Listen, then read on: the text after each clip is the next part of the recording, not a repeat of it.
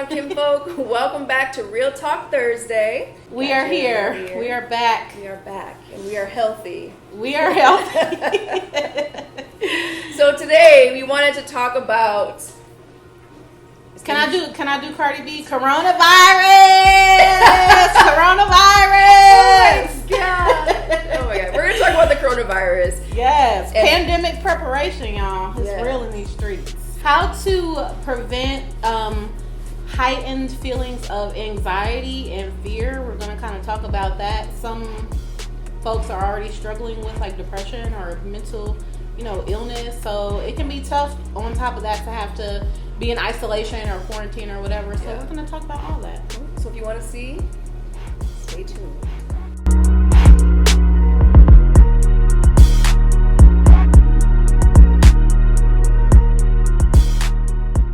So you go ahead and start us off. Okay, so let me start by saying I am not a doctor, obviously, or anything of that nature. I'm not a nurse, nothing, y'all. I'm not a physical therapist or anything.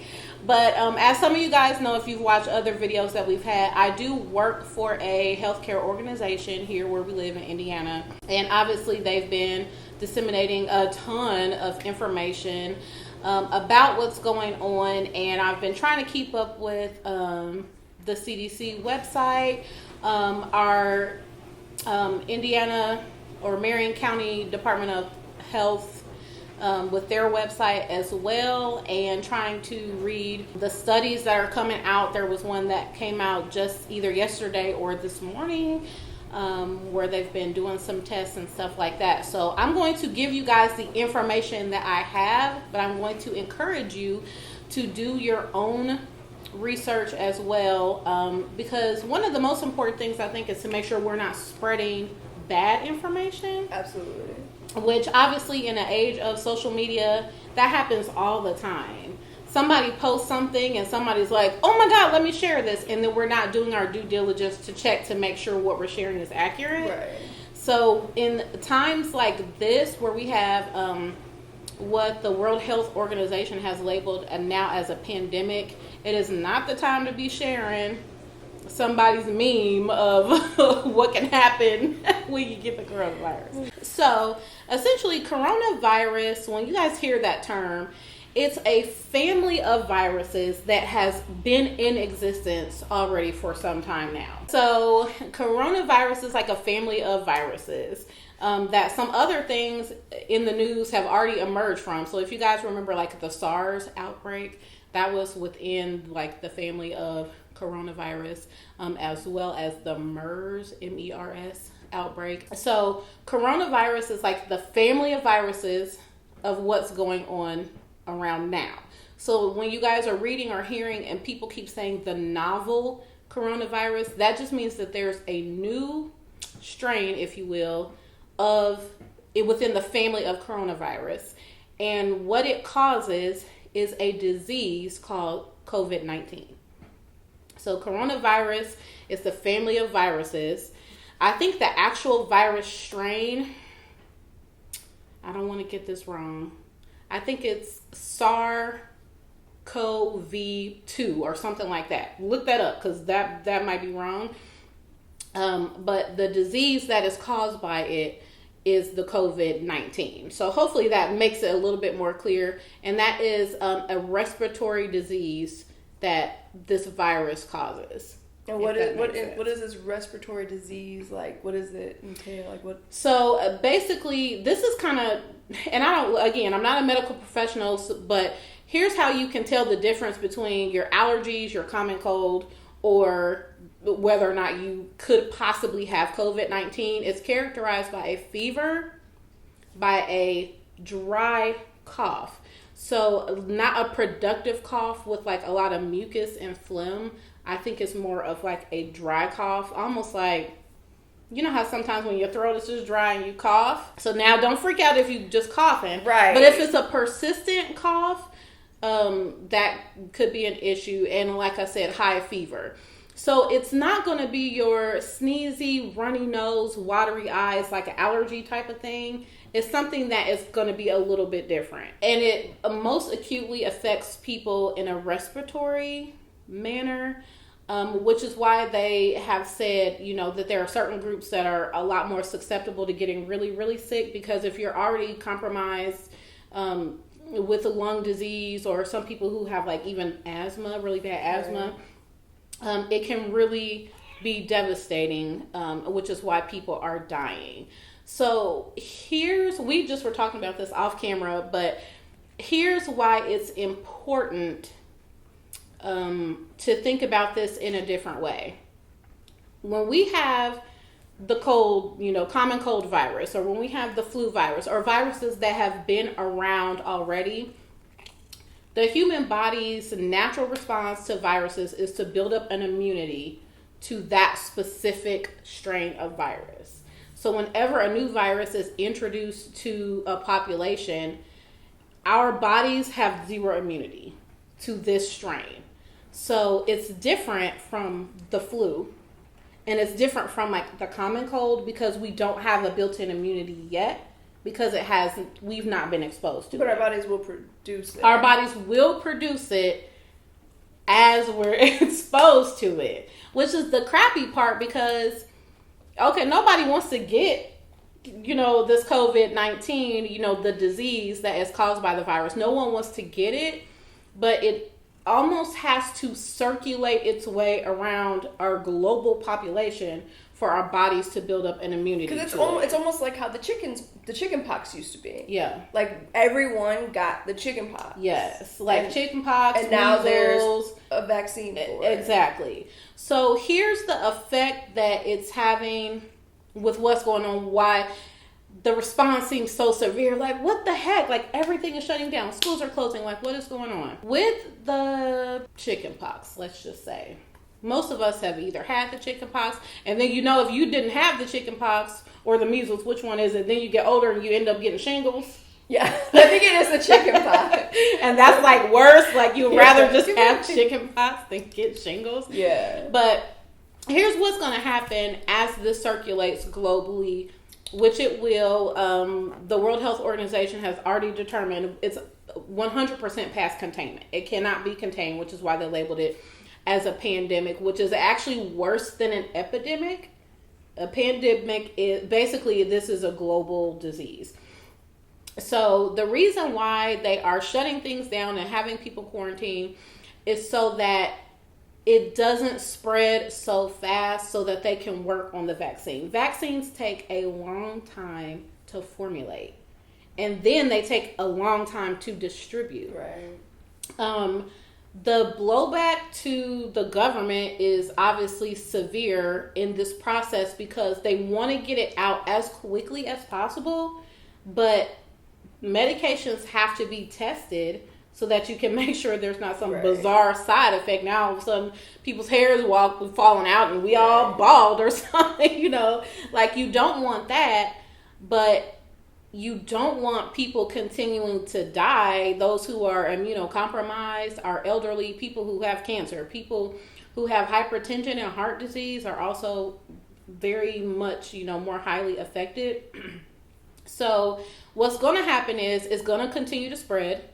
It has an exponential growth rate. So you know how, like, the movies that everyone's been watching now, like Contagion and Outbreak and all the stuff that's back out on Netflix. Yeah.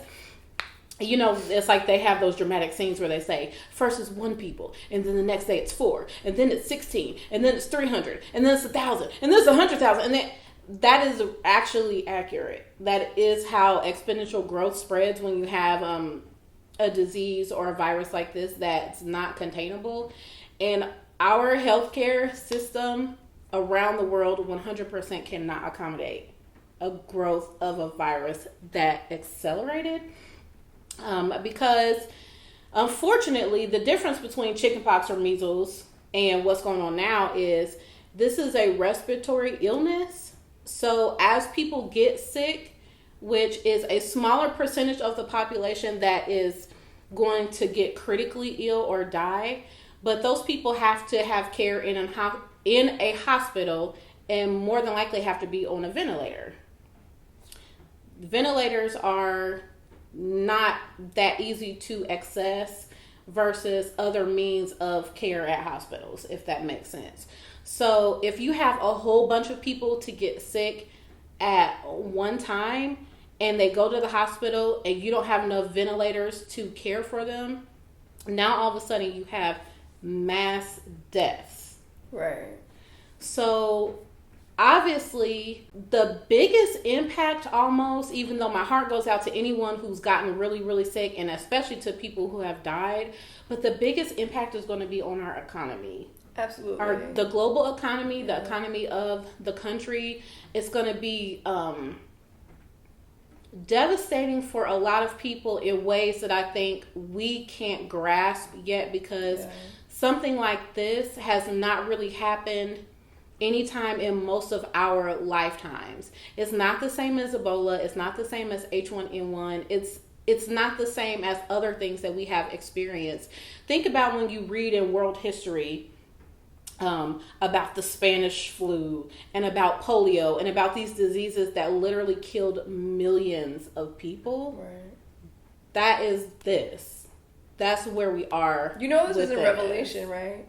It's a revelation? Yeah, let me tell my mom. Oh, you said it's in Revelation. In Revelation. Oh, yes. And I've been seeing people post about that, but please, definitely bring that up, because I think that there's a real world, scientific, black and white premise to what's going on. And I think there's also a biblical and spiritual warfare aspect of what's going on as well. You guys know that We're Christians. I think most of your viewers are Christians, but some of you guys may not be, so this could be new information for you, but share what you got. I don't have the exact verse, but it's in Revelation, and it says something like this will happen and kill 1/4 of the world population. That's what my mom studied Revelation. And it's interesting because I immediately felt like that, because the panic is unlike, like you said, unlike anything that anyone's ever experienced in anybody's lifetime. And I mean, when you sit that next to the amount of natural disasters we've had, the amount of killings we've had, school killing, just all the stuff that's happening in this world over the last 10 years even. People are like, oh, this stuff has happened before. People have been saying that for blah, blah, blah, blah, blah. Like, no, this is different. Like, this is different. And honestly, like, I think, this is just what I think. I think that this is part of what has been prophesied. Yeah. And it's sad and it's scary. And, I personally, like, have been feeling like it's been over-exaggerated. I think that, like, now that you explain it a little bit better, I get it a little bit more. Because I don't, like she said, a lot of people don't have accurate information. She works at a hospital. She understands more because she hears more of, like, factual information. But, like, when you, like, it is a flu. I feel like healthy people do not really themselves have to worry that much. I think that, the worry is more of, like, being a carrier and exposing someone you love, or just, someone who's sick that exposing them to it, because obviously you don't want to be the reason why someone who's sick gets it, and then, God forbid. Yeah. But it's, it's important to take precautions. For example, I was saying, at the salon, like, I have been, like, rolling my eyes at this situation. But regardless of how I feel about it, I'm not going to compromise other people. Yeah. So at the salon even, I mean, I cleaned my house, and we've been Lysoling everything, which you have to be careful because Lysol is toxic for cats, which I learned. Oh, wow. Yeah, so you have to be careful with that. But at the salon, like, between every single client, I'm wiping down my whole station with Clorox wipes and spraying everything with Lysol. And even if I have 2 clients at one time and one gets up and the other sits down and then the other person's going to sit back down, I just spray in between every single person, just because you just don't know who their family is. If they have respiratory issues, like, you just don't want to take those chances. But yeah, and especially because as you guys have probably seen it in the news, you can be a carrier of the virus long before you have any symptoms, and then some people don't get any symptoms. Yeah, I think it depends on probably the level of how strong your current immune system is. Because, like I said, it's mainly fever and a cough and difficulty breathing. So chest pain and things like that. One thing I have my kids do, and this is no lie, I have them do this. You put your hands up, you take a breath, you breathe in for 5 seconds, hold it for 5 seconds, and release for 5 seconds.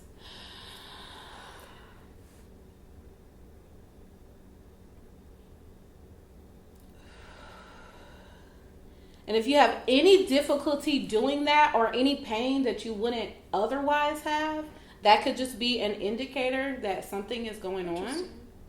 Because like I said, it's a respiratory-based illness. So that is the kind of sketchy part. And a lot of people have been saying like, well, these stars are getting tested and other people don't have access to get tested. So is the wealth, and is that a factor in how they're testing people? Like the wealthy people can get tested and the rest of us peons have to wait in line. Obviously, there probably is some truth to that. Probably. I mean, they have the resources. However, who can get tested more easily, whether you're rich, poor, or otherwise, is someone who knows that they have been in contact with someone who has already been tested positive for the disease. So that is the case with Tom Hanks, with Idris Elba, with the NBA basketball players. Those people were tested because they were in contact with someone that they found out had already been tested positive, and then they got tested. So that moves you up to the front of the line, in my understanding, no matter who you are. If you call the doctor and you say, well, here's what's been going on, I've been feeling crappy. For one, y'all, we are still in the regular flu season, which runs from November to April. We're also in allergy season. A lot of people have a lot of stuff going on, and now we have the fear of a freaking worldwide pandemic. Right. So doctors' offices are getting all types of calls, and as crappy as it may be, they have to prioritize it in some way. Right, for sure. Because there's also limited access to the actual tests, which I was telling Shauna, I just listened to the White House press conference, like as I was getting out of the car to come here. And they're definitely ramping up the amount of tests that are available. But we can't test the whole country. Like, there's just such a... Even if they distribute millions of tests, how many people live in the whole United States? So there's 327 million people that live in the United States. Obviously, there's, I think it's roughly 7 billion people in the world. How you can't make that many tests. Right. So unfortunately, they just can't test everyone who calls and says, I'm sick. Yeah.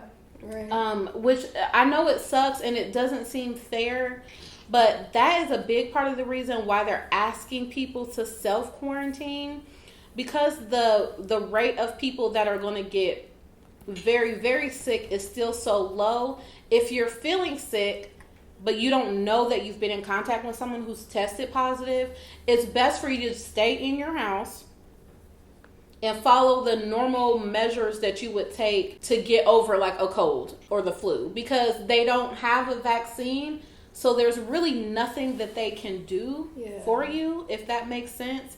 Your body just has to try to fight it off. The only time that you would really need to go to the hospital, again, if you're someone who's already immunocompromised or someone who is in that category of the elderly or what have you, and you're really having difficulty breathing, those are the people who are going to the hospital and getting on ventilators, which again, we have a much smaller capacity to even take care of those people. Our healthcare organization has a COVID-19 triage team. And so a triage nurses, that's essentially like the ones who answer the phone, and they are triaging usually over the phone.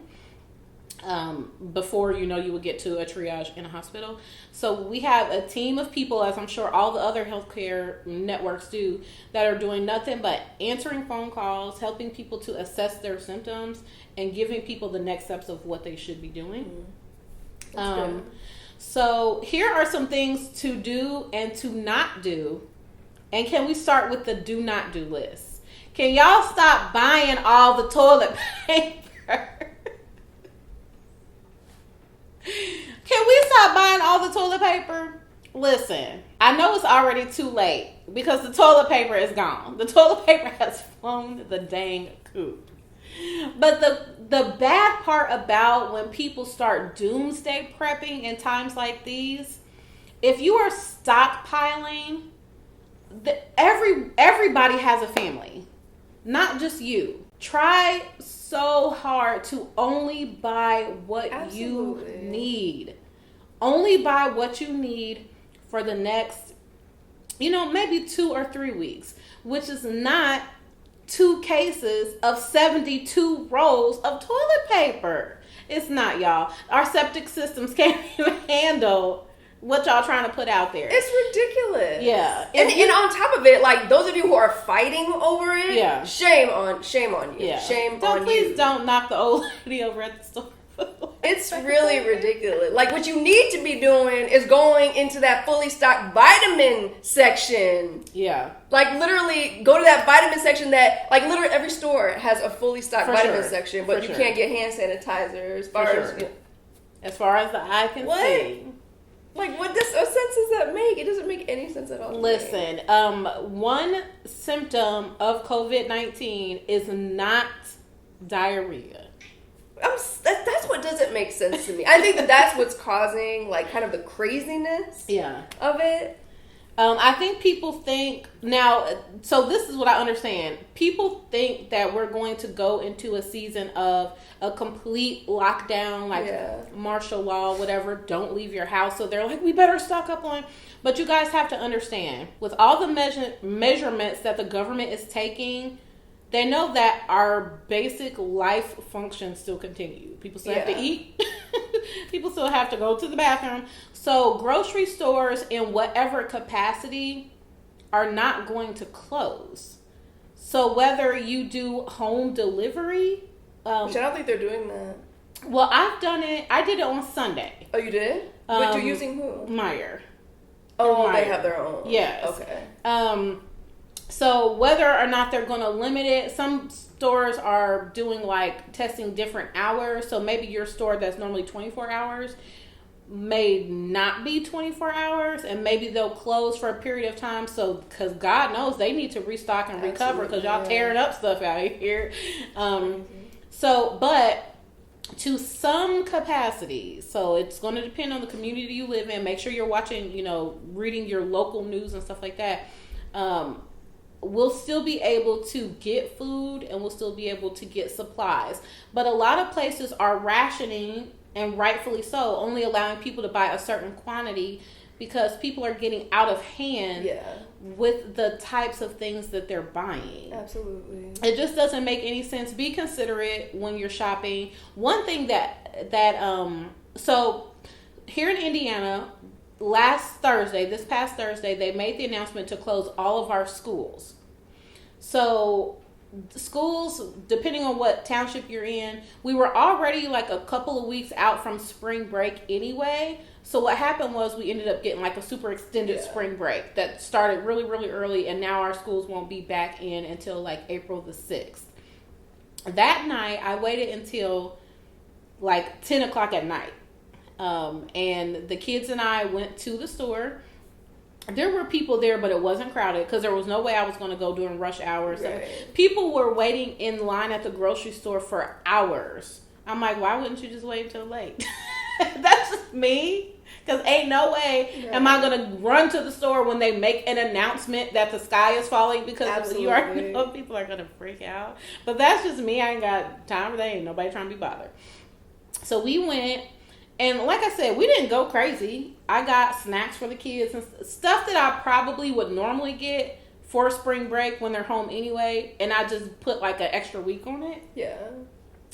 But because people had already went crazy, there were a few things that were sold out. So then a few days after that, I did an online order with Meijer.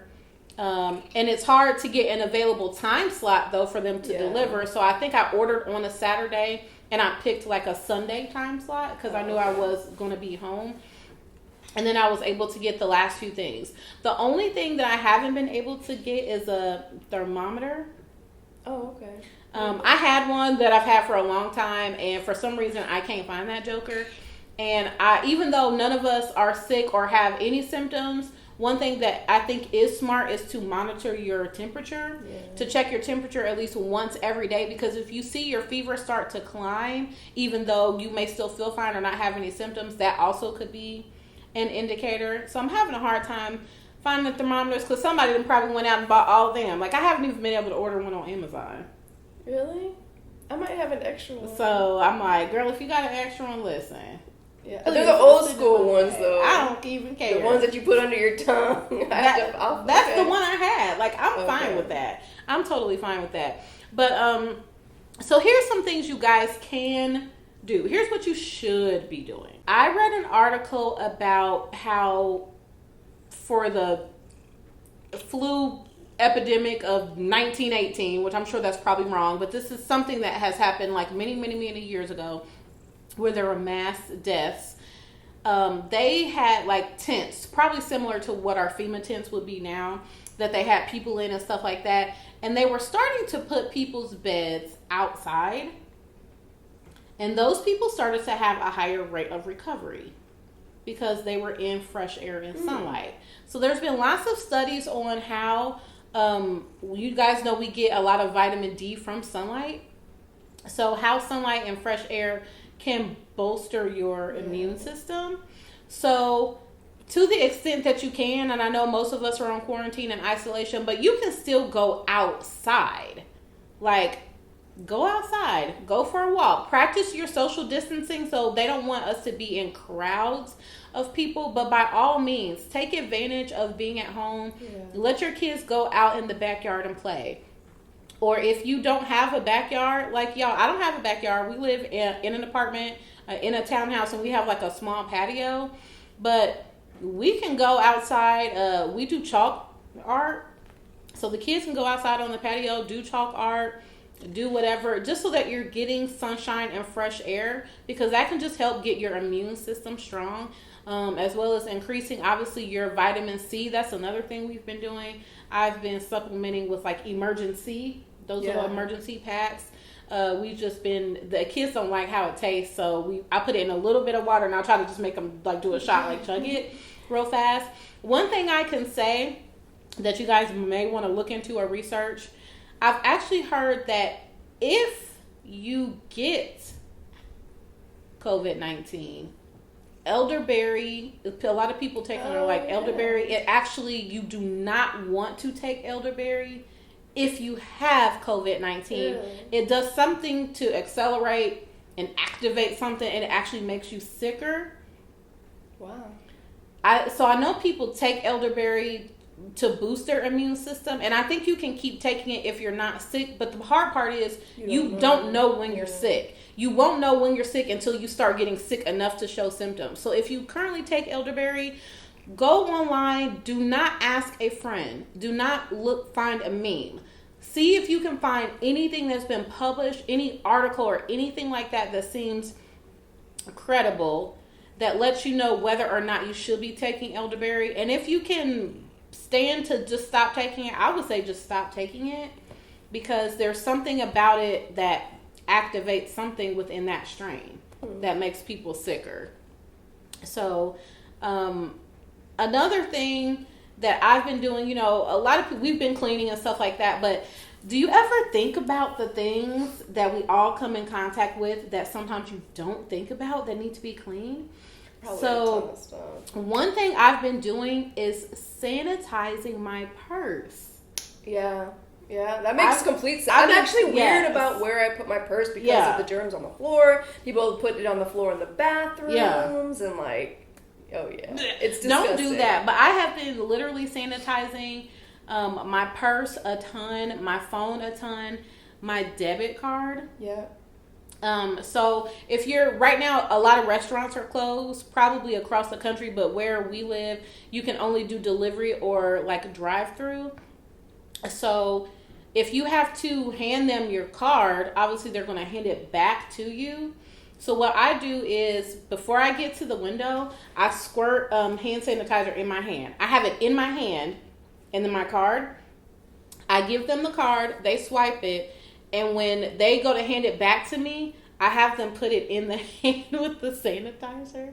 And then I go like this. That's but I feel like you have to be careful with that too, because you can over sanitize. Like you don't want to. You can create other issues if you are sanitizing to death and then you don't. For sure, because there's good bacteria. Like we need some bacteria in order to sustain and build our immune systems. So you can't be too crazy about it. Yeah, no, that is very, very true. The spread of this particular virus, the thing that they have studied the most is human to human. Like right now, it's mainly passing from human to human contact.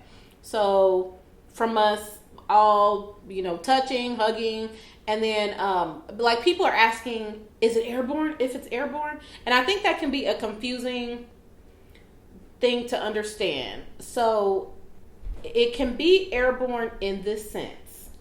If let's say you or I have it right now. We don't know because we are not symptomatic. We don't have fevers, whatever. We're sitting close enough to each other. Shanna and I are not practicing social distancing right now. Yeah. I think it is 6 to 10 feet is what's been recommended. I've seen both numbers, 6 feet or 10 feet. But as I'm talking to you, droplets of, your spittle and stuff that you don't see are going out and they're landing in your eyes, nose, mouth, whatever the case may be. The latest study that they have put out it's actually shown that the droplets, aerosol droplets that come from our mouths when we cough or sneeze. That's disgusting, first of all. Just don't think, if you're weirded out, if you're a germaphobe, just don't think about it. But they said it can stay active in the air for 3 hours. I think that is incredible because I wouldn't have thought that would be the time frame that something could survive in the air. Now, here's the thing that I'm not sure of, if that's indoor or outdoor. Because one thing that I have heard is that sunlight inactivates the virus. Oh, and I'm pretty sure that has been published and studied, and so y'all look for that. So I don't know if they mean that by outdoors or indoors. I think it's indoors. I think the latest study was put out either yesterday morning or this morning, when they've studied surface contamination, airborne contamination, and then person to person spread. And everything that I've seen up till now, because this has been going on, it started initially in China. November. It's been going on now for a few months. So there's been some stuff that's out there that's been published. But the hard part is it's evolving so fast that we're getting more and more information that may invalidate the earlier information. Which I heard that it started because, this is what I heard. I mean, who knows whether it's true or not, but a guy, I don't know if he was a scientist or a doctor, was studying a bat. Yeah, he found this particular virus strand in this bat, but he took it back for whatever reason. He was here in the United States, I heard, and then he took it back to, I think he was in the United States. I could be wrong. I don't know much about this, so don't take my words, to heart. But he took it back to China with him, and somehow someone got infected from this bat. And then it just started spreading like wildfire. Let's clear that up, because most of the coronavirus strains or strains of this type, even SARS and MERS, they have originated in bats. That is 100% a fact. From what I have heard for this particular one, and it's so funny because it's almost just like the movie Contagion. If you guys haven't watched it, Chrissy, the salon owner, literally just told me about this yesterday. That movie. It's the one with Matt Damon and Gwyneth Paltrow.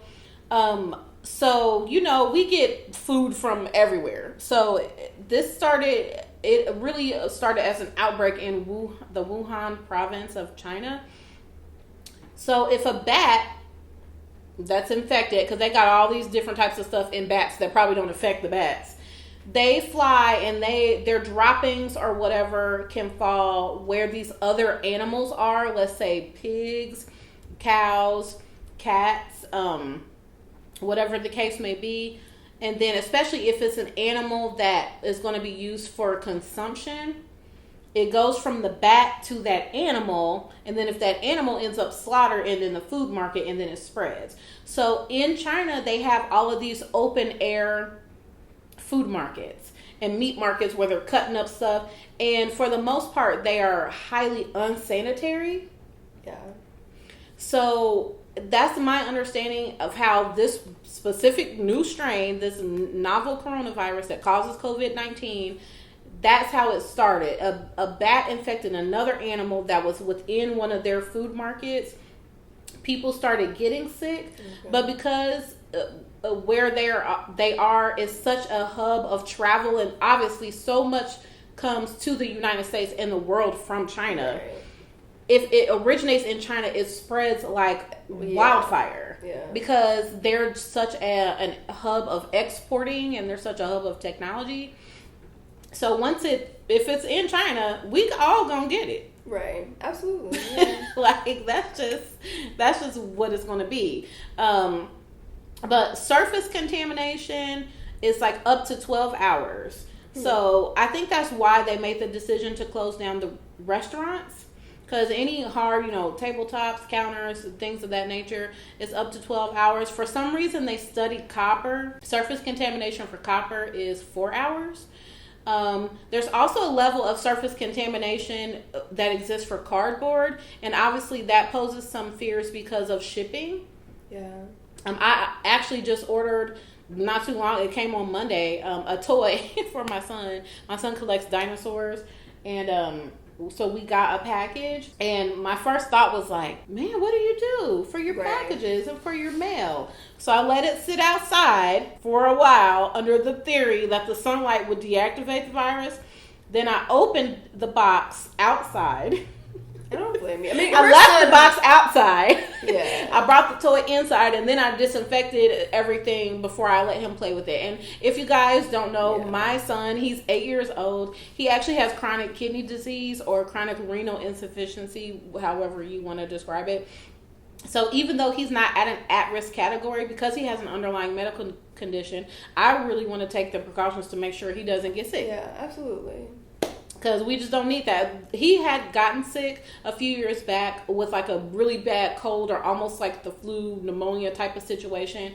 And I mean, we were in the hospital, and he was getting breathing treatments and stuff. So anytime you have medical conditions, when you get sick, it just like further exacerbates the condition. But anyway, so let's go over to what you can do to just combat your feelings of fear or anxiety around what's going on. Because I know this has to be a hard time for people.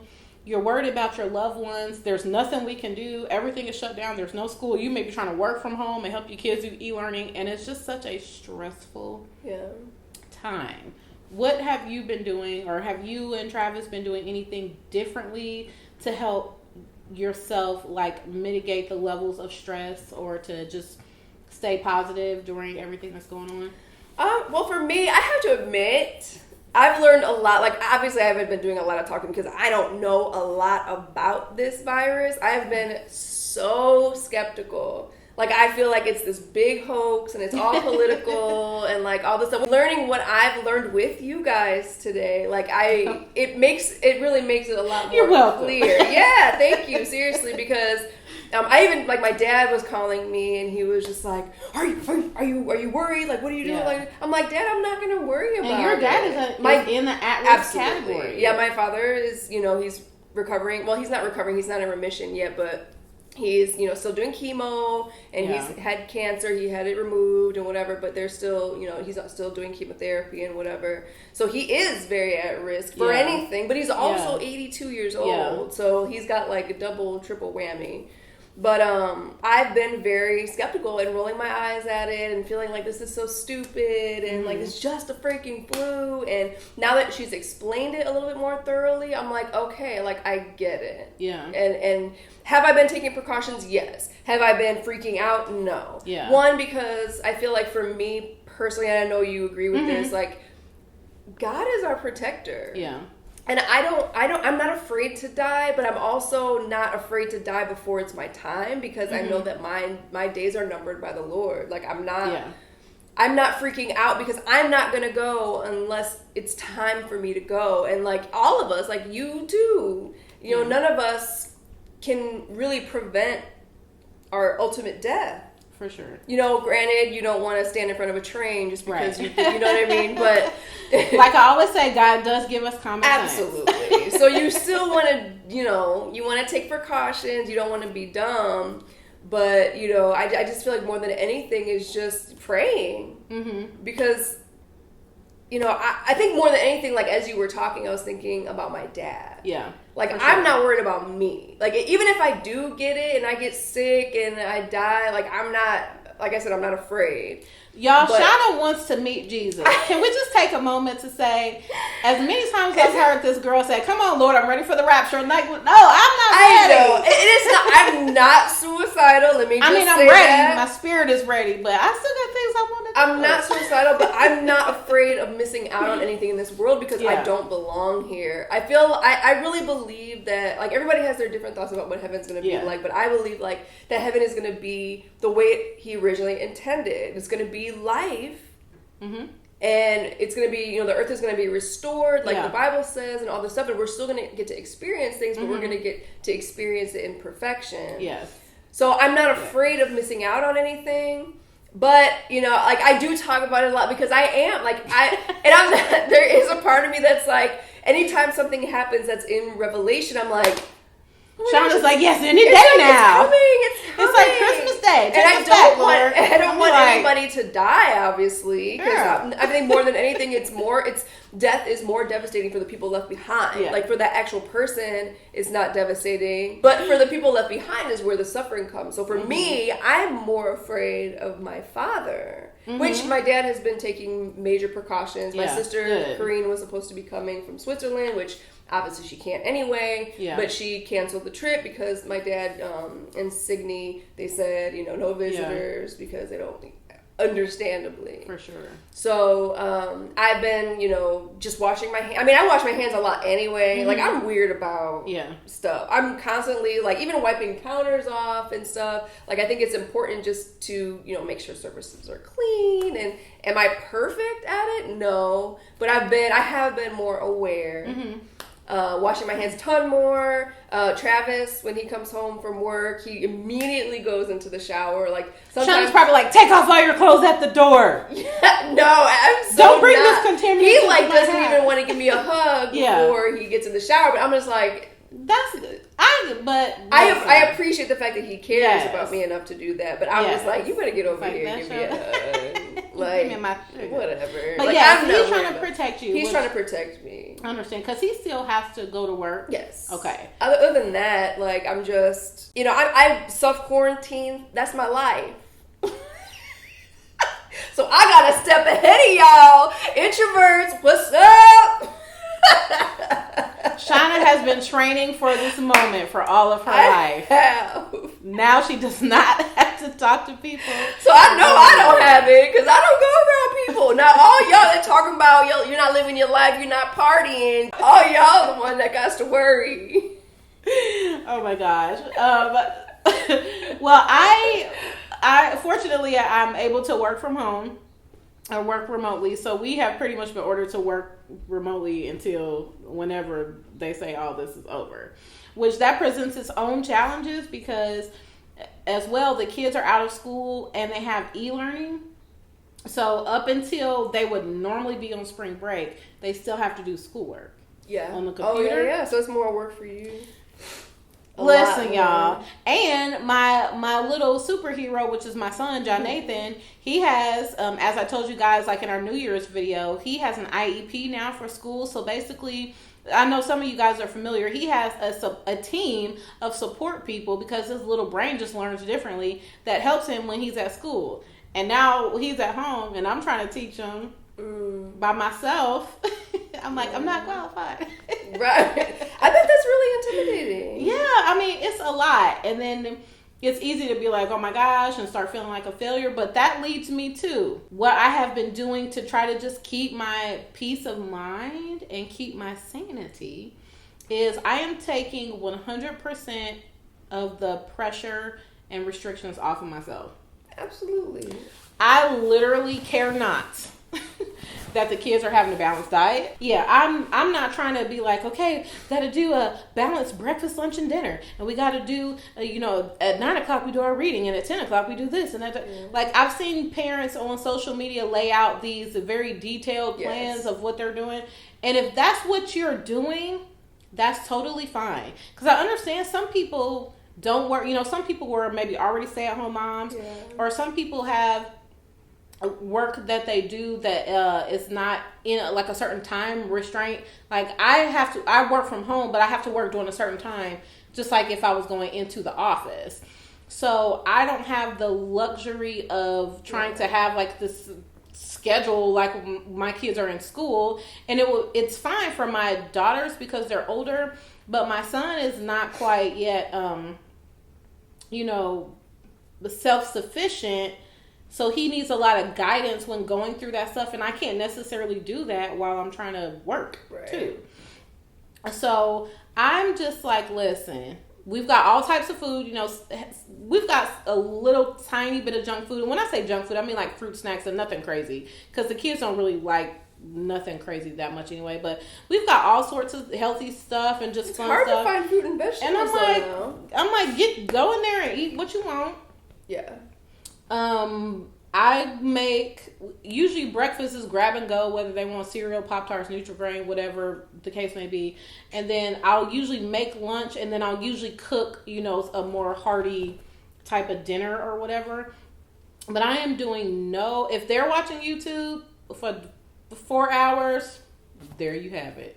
I don't like literally. You. I'm not only going so much to you can control. Yeah, I'm not going to drive myself crazy because these are unprecedented times, and we're just doing what we can do to make it through. Now, I'll tell you, my prayer life definitely have been beefing that up, and I've been focused more so on what I'm grateful for. I'm 100% grateful that I am financially able to pay my bills and be able to work at home and be able to get groceries, because there literally would have been a time, maybe even just a few short years ago, that I would not be able to say the same thing that I could say right now. So, like, that's real life. And I'm keeping in mind that there are people who are not as fortunate.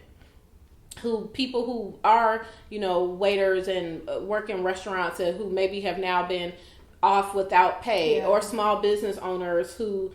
like there's a real nice lady that I follow on Facebook. She runs like an event center, and now people are canceling it. I mean, this is people's livelihood. And I was just saying, I feel so bad for people who just started their restaurant or just started their business and are trying to promote it and get it off the ground, and like that, it really breaks my heart. Because you sink so much money into it, just like you always talk about for the boutique. Oh my gosh, when you start a business, you sink money into it, and it is imperative that you have a good period of ramping up where you can start to recoup some of that, because it can bankrupt you. It can.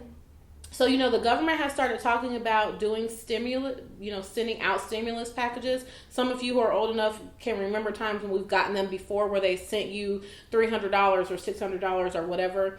They're talking about doing that now, but they're talking about bigger amounts. I've heard $2,000 was the latest article that I just read this morning. $1,000 like mid-April, and then $1,000 in mid-May. That would come directly to people. Mostly, when we file our taxes and stuff, when they already have your information for most of us who do direct deposit, so they would just direct deposit money for every American. I respect that. I mean, regardless of what you think about Trump, and I know that sometimes it can be super hard to love, but for whatever it's worth, I think now that we have all the information, from what I can tell, the White House is trying very hard to do as much as they can to prevent us from going into a recession or a depression, to just keep people from freaking out, because regardless of your political affiliation, it does not benefit President Trump for us to fall into chaos. Right. No, for sure. So I think now more than ever is the time to really be praying for him, to be praying for wisdom, to be praying that level heads will prevail in the decisions that have to be made. It seems like he has a very competent team of people around him that are helping to advise this strategy. Listen, y'all, he's the president. He doesn't know everything, just like we don't know everything. Right. He doesn't know anything about this stuff, so he has people who are trying to help inform him, of what's going on. Now, I mean, he might be an a-hole, but he knows what he's doing. Like, he's not just going to be all willy-nilly. Like, you said, he's going to be preparing. If he doesn't know how to prepare himself, he's going to find out how and do it. And, And if nothing else, he's 100% fiscally minded. Absolutely. If nothing else, he care about them dollars. So it's not in his interest for our economy to tank. Right. Like, they are trying to do whether they started late or whatever, however you feel about that. Because I've seen a lot of people saying, like, we could have responded earlier, but blah, blah, blah. And I kind of had some of those hesitations, too. But because how do we know that they weren't responding? Yeah. You know what I mean? Like, just because we don't hear. I think the reason why they don't want us to know things right away is because of what is happening now. Like, people freak out and now we're having a toilet paper outage and like all this crazy stuff happens because people take what little information that's given and they run with it and create their own scenarios, and that needs to be prevented. And I have to say, from the very beginning, the optics, I ain't gonna lie, the optics were bad because he did not want the people who were stuck on that cruise ship. He did not want those people to be able to get off the cruise ship. But do you blame him though? Because if he did let them, and I'm not saying no. If he did let them in the country immediately, then there would have been a problem with that. I think he would have put the whole country in danger. Yeah. And either way, he would have got crucified. Yeah, I think that sometimes the way that any of us do things, it can look really bad. But I think the president, just like all of us, as he's gotten a greater level of understanding for what's going on, it seems like he's handling it more appropriately and more sensitively as the time goes on. And I mean, in the beginning, it was a little shaky. Yeah. I'm not gonna lie, because I was like, "Sir, what are we?" I have to admit, like, I was talking mad drunk about it. Yeah. So it's like if you don't have the right information, you don't even know. Like, it's just like, oh my God, here we go again with the media trying to scare us. I don't freak out about almost anything, so I was very much like, all right, y'all, like, oh my gosh. Right. But then again, I've been washing my hands. Like, I've been washing my hands. Exactly. So, I'm just like, okay, y'all stop being trifling, just wash your hands. But even as it's evolved and I've got a better understanding, I'm like, oh, okay, here's the people that can be impacted. My parents. Both of my parents are in the over 60 category. And they both have, my dad has hypertension, even worse than my mom.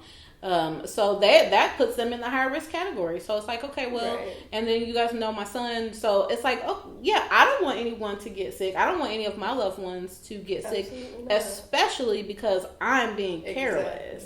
So it's like, I get it. These are tough times. So so that's what's going on with the economy. Like I said, they're trying to do like the stimulus.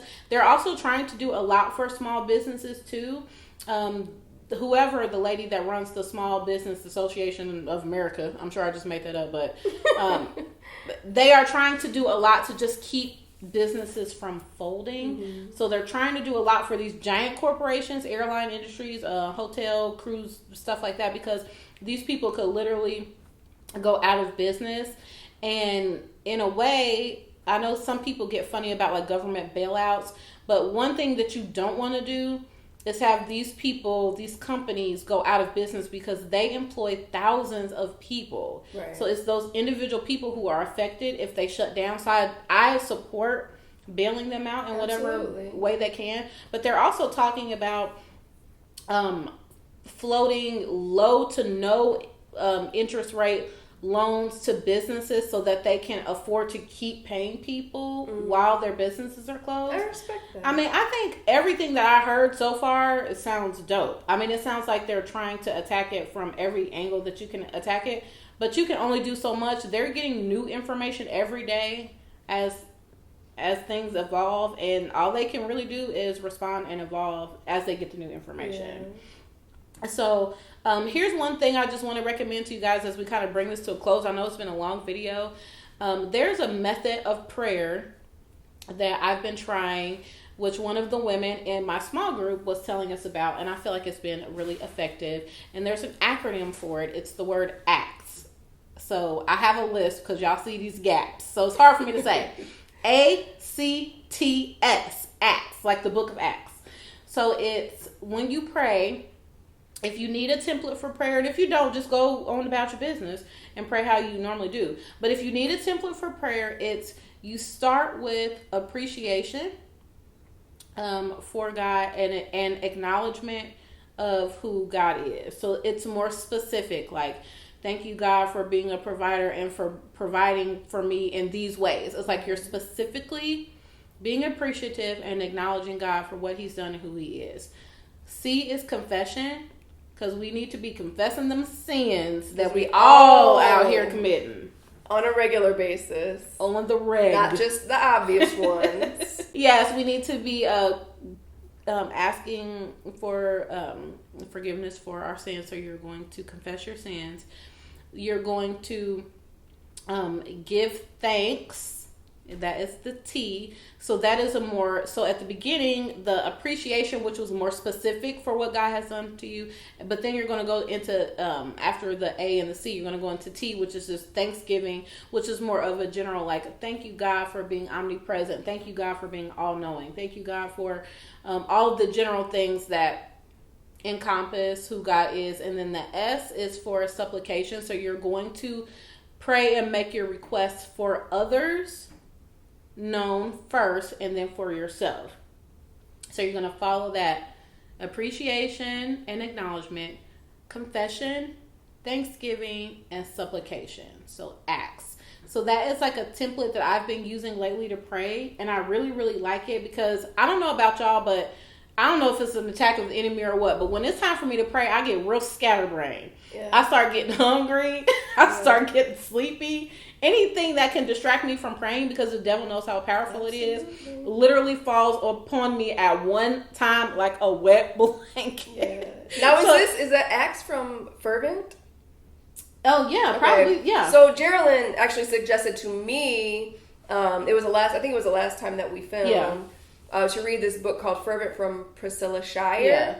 And I when I was on my way to Connecticut, when I was working for Mary, I was listening to this book, and I finished it just on that trip, and it is so good. Yeah. And I started. She also suggests writing your prayers down in order. I think it helps you to focus too. You're sitting down, you got a pen, whatever comes to your mind, you just write down. Like, you can write down your acts. Yeah. And you've done the whole book now. You went through the whole book because you listened to, did you do audio? I did audiobook. I did an Audible, so. And I'm doing it with my small group, and we're going week by week, so I'm trying not to get ahead of myself, so I haven't gotten through the whole thing yet. So you probably even know now at this point more than I do, because I haven't got to the end, but it's called Fervent by Prescilla, Shrier. And I'll put a link in the description box for Audible and for Amazon. So worth the read. So worth the read. Thanks to her. There's the chapters on almost for one, it's applicable to our whole life, but it is very applicable to this situation that we're in, because she talks a lot about fear. She even talks about relationships. Yeah. Like she covers all the bases. She's the daughter of the Pastor Tony Evans. If you guys do not know who he is, look him up. Yeah. But yeah, so this is a great time to focus on the things that you need to work on by yourself. If we're stuck in the house and everything, that's another way, and I meant to say that I've been staying positive in this situation. I've been telling me and for my kids even, this is the time for us to better ourselves. Yeah, absolutely. So it's the time to work on your prayer life, to draw close to God, to work on your goals. I've been working on some stuff for our channel, and for Shanna to work on her business, and for you to start writing that book that you want to write, or for you to work on your social media content, or for you to study whatever it is you want to study. Now is the perfect time for us to block out distractions and take it back to what's really important. Yeah. Spending time with your family, getting in touch with people. If you can reach out to anyone and help them, I don't care if it's one person. There's one lady that I'm friends with on social media that I went to school with a long time ago, and I know she's a single mom, and single moms, you do what you got to do. And God had already put it on my heart, if she needed anything, to just try to be there for her. So I just messaged her and I was just like, hey, like, not saying, I mean, I'm not bawling or anything. I'm like, I know how you feel. We in this together. Yeah. If you end up having a hard time with groceries, if you end up having a hard time with anything, let me know and I'll have your back. I'm not saying I could do that for a whole bunch of people, but we all can do it for one person. Yeah, absolutely. And if we all do it for one person, it has a ripple effect and it gives us that greater sense of community and using social media for good instead of for the nonsense that we normally use it for. Yeah. So that's our 2 cents. If you wanted a official, unofficial, medical but not medical response, that was actually really beneficial for me. Yeah. Thank you for that information. To, as I say again, coronavirus. You got to start it and end it with that. If I had them 10-inch long nails that she had, coronavirus. Ooh, if you had them 10-inch nails she got, I would have coronavirus. Y'all clean your nails. Your nails could be a harbinger for germs. Oh my If gosh. you like them nails, keep them joints clean. You can't just wash your hands. You have to clean your nails underneath, on the front, use a scrubber underneath, around your cuticle, because seriously, this is like now a tangent. Fake nails hold bacteria even more than your real nails because it's like it's a foreign substance on your body. Yeah. So clean them joints. Yeah, so that was good. I learned a lot. I hope you guys learned a lot too. If you didn't know all that information, hopefully this benefited you in some way. Let us know in the comments what you think. If this video helped you gain some more knowledge about this virus, let us know what you guys are doing to take precautions. And and hopefully maybe could you even link like the CDC website in the description? Absolutely. Like Shanna can put the link for the Center for Disease Control, so you guys can get factual, up-to-date information. Don't just rely on what people are saying. Like, go find out for yourself so that you know how to effectively take care of yourself and your loved ones. So thank you so much for watching. If you like this video, give us a thumbs up, comment, share, subscribe, and we'll see you in the next Real Talk Thursday. Stay safe. Peace, y'all.